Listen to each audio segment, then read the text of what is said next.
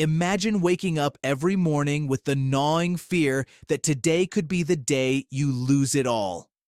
The roof over your head, the sense of security, and the life you've worked so hard to build, all gone in an instant.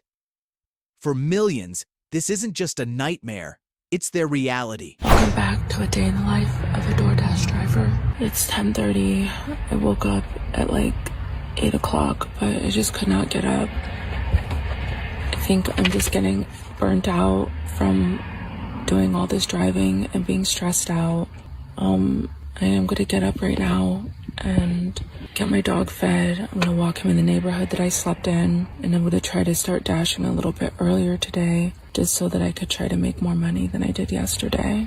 The street that I'm on is kind of busy, and we have the front windows cracked a little bit, so I could kind of hear the cars driving by, but because I sleep with earplugs, it didn't bother me that much. I fed and walked Tokyo. I ate a little bit for breakfast. My lentils have gone bad, so I have to throw those out. I went through a lot of the comments last night that you guys left on my videos from a few days that I posted yesterday or whatever. And some of you guys are really ignorant and rude, and it's just really mind-boggling to me. It's kind of put me in a bad mood today. I just don't feel good. I talked about my story, about how I got here, and I responded to a lot of the comments that, you know, you guys just don't understand certain things. And I'm just starting my day feeling bad about myself. I'm already homeless. Like, how much worse can it get? You know, people on the internet being fucking assholes. But I'm not gonna worry about washing my face and brushing my teeth today. Like, I just don't even care. I'm gonna start door dashing and try to make money. The goal is to persevere, to not let, you know, things stop me and get me down like you mean people on the fucking internet. It is my choice to share my journey online, and I don't regret that, and I'm going to continue doing it despite whatever anybody fucking says, by fucking eyelashes or lip fillers or whatever fucking reason you guys want to give. I don't fucking care. I'm going to share my journey. This is my page. If you don't like seeing it, you can definitely get off of it. It's really fucking simple. I do want to thank 2 people for cash apping me this morning. I wasn't expecting it, and I really appreciate you taking the time. Any little bit helps. It counts. And so I'm very thankful. Thank you. I also have gotten a lot of support on here. You guys telling me, you know, where to shower and Planet Fitness. And like, I've read all the comments. I just don't have the time to respond to 1,000 comments. But I responded to as many as I could last night, and I created video responses this morning. I was actually supposed to start door dashing at 11. It's 1 o'clock. I'm going to go ahead and start because I've spent enough time responding to videos and stuff. But I do appreciate you guys that have been supportive. It means a lot to me. I appreciate all the tips and tricks and stuff. There's a lot of things that I screenshot that I will be looking into, so thank you for that. Do you see yourself doing this the rest of your life? I'm 68 now. Your life ain't over, girl. Your life ain't over. Well, how long you want me to do it? Good God, 68. There's nobody. They already teasing me. I'm the oldest in Tucson. Oh, we're already teasing me. Okay. That's old.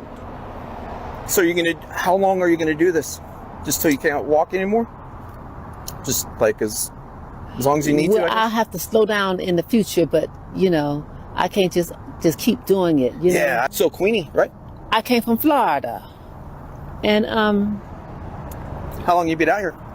All summer. Okay. And I came to look for an Indian husband. And I get a little $800 check every month. Social Security. Mm-hmm. But that's all they give me is $800. So I still have to come out and try to work a little bit. $800 a month and $90 in food stamps is not much to live off of. So I come out and I pick up a few dates. Now the most interesting man that I met was a middle-aged white man. He was about 60. And we went to his house and he paid me $100 and we watched Disney on television. And I gave him a nice job. That was one of the exciting adventures. There you go. Hi, everybody. I'm just sitting here thinking about the the rent prices, you know, if you make $25 an hour, 40 hours a week, $1,000 a week, you still can't qualify for a place because the average place is $1,500.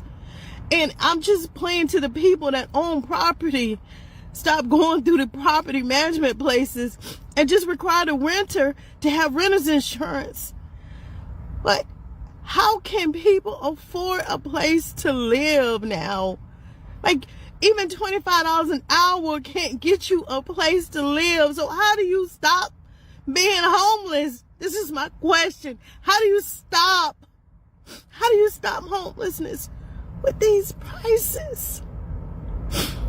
We gotta do better. I want to talk about a myth that I hear repeated quite a bit, and that is that homeless individuals don't want any help, they just want to remain homeless. Now, this isn't true, and to illustrate it, imagine yourself on a deserted island in the middle of the ocean. I don't know how it happened, plane crash, I don't know, but that's where you're at. Also imagine there's a telephone there. Don't question it, just go along with me. You pick up the phone and someone on the other end says, hey, I can send you one of those rubber yellow life rafts. Do you want that? And you're thinking to yourself, I'm in the middle of the ocean. I have thousands of miles before I can make it home. There's no way I'm going to make it on a rubber life raft. So you're going to say no. You're not rejecting the idea of help. You're rejecting that kind of help. Now, if the phone said a cruise ship's going to come by, you're going to say yes. In the same way, homeless individuals, when offered a path to permanent housing, they take it. But if in the city you live in, their options are an overcrowded shelter where they have to sign up for religious services and they're not ready for them, they might say no. It's not that they don't want help. It's that you're not offering the right kind of help. Thanks for listening. First day of homelessness, y'all. I just want to tell everybody, man, if you got any problems, man, put that shit in God's hands, man, because it's going to get better. But you got to have faith and you got to believe your situation going to get better. You know, I did 4 years and I got out and I fucked up. It's been hard, you know what I'm saying? But the best thing I've been doing, man, is praying, man. You know, just me knowing that God is on my side. Even though I'm out here walking homeless, nowhere to go. No support, no mom, no father, not a lot of family, in a whole different state. And it's been rough, man. And but God, He been getting me through it, man. I see the little things playing out, and all I can say, man, is just keep God, put God first, period, put God first. This is my last time leaving my house, my parents' house, at least. And I guess I'm officially homeless now. Yeah, just like that. I don't really know how to do anything, but here I am. I do have everything in my car though, like ham. And then I have like all the stuff that I packed in here. I have her litter box in the trunk. The trunk's completely cleaned out, and I also have her carrier in there. I have to feed her right about now. Yeah, new chapter in my life. Here goes to being homeless. Being homeless in America is now a crime, and instead of them trying to help the homeless by giving them housing or building more homeless shelters or something, you want to throw them in jail? Most of the people out here on the streets, it's not their fault that they're homeless, and you want to throw them in jail because of life? Life happens sometimes. So why not sit here and help these people instead of locking them up like criminals? Y'all can send all this money across the world, but you can't help your own people? It doesn't make any sense to me. If I had all the money in the world, I'll help out. But we got people with billions and millions of dollars, and they're doing nothing. And that just says a lot about this world, this country, and everything. It's pitiful. They look like tired travelers waiting for a flight. But take a closer look. These people are actually homeless. Well, since right now I'm completely broke, so I'm not going anywhere, just hiding different parts of the airport. Rebecca has lived here with her adult son and cat for almost a year. She says the airport is safer than the streets and overcrowded shelters. I left Phoenix with $15,000. It goes quick. The job and apartment she had lined up both fell through. Then she lost $3,500 in a rental scam. Broke, she landed at the airport, homeless. She uses the Wi-Fi at the airport to apply for jobs. She did get a job, ironically, here at the airport, doing what she did in Phoenix, pushing passengers in wheelchairs, but was fired a week later. She believes the company found out she was homeless. Since January, she has been living at a long-term hotel where she can now cook, shower, and finally sleep in a bed. Abandoned homeless woman, but look at her now. Amber Hoffman was totally broken. She weighed 93 pounds and was living on the streets. She was in fear and pain, addicted to very hard substances. She was ready to end it all. She had multiple serious infections, so bad that she had to stay in the ICU for more than 2 weeks. She lived in her car and was on the verge of the end. When her mother went to rescue her, she took the following picture, but something unbelievable happened. After Amber was taken to the hospital, she fought hard for months. Amber remembers feeling invisible, going through hell and back for years, almost forgetting she was a human being, but she was determined to get clean. After being in the hospital for many months, she survived a heart surgery and regained a healthy weight. She looks almost unrecognizable now and is very happy with her life. Thanks to her mom, Amber went from looking like this to looking like this and is now very happy and totally clean. She has her smile back and decided she wanted to go back to finish school. Amber says she's very grateful for having a second chance. A city in California is replacing its stop lights with stop signs. And you might be thinking, well, it's probably because the stoplights weren't needed, right? Wrong. It's actually because homeless people keep breaking into the stoplight and stealing the copper wiring. And not only that, they've been breaking into the electrical box at the light, hooking up their own wiring, cementing over it, and trailing it back to their RV or homeless camp to get free electricity. Now you can tell from old Google Maps Street View that the light used to be there and used to work perfectly before homeless people took over this side of the street. But because homeless people kept stealing copper from the light, stealing electricity from the light, it kept causing accidents when the lights would stop working. Now a lot of people that live in the area are really upset by this because they're wondering why the government isn't stopping the homeless people in the area who have been taking out the light and instead are pandering towards them and replacing the light with a stop sign. Now the government has said that eventually they hope to get a light back in and working, but honestly people in the area have said they've lost hope and that this is most likely a sign that the government is never going to fix it. And having lived in California for 2 years myself, I don't think it's ever going to get fixed. But that's my opinion. What do y'all think about this? I usually don't do this because I'm ashamed, but at this point I'm desperate and I need help. I need help. I am currently in a hotel with my son. I don't have a car and I just don't have no support, and at this point I'm losing it. I don't know what else to do.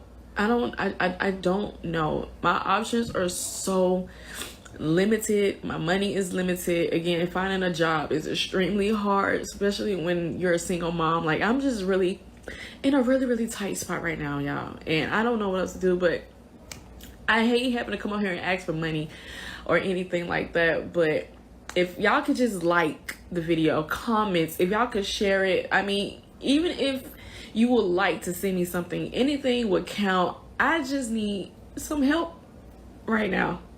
And again, this is really hurting me because I don't like telling my business. I hate asking for help. It makes me feel weak. It makes me feel embarrassed. It makes me feel like I'm not being good as a person. I'm not a good mother. But I don't know what else to do. I don't know what else to do.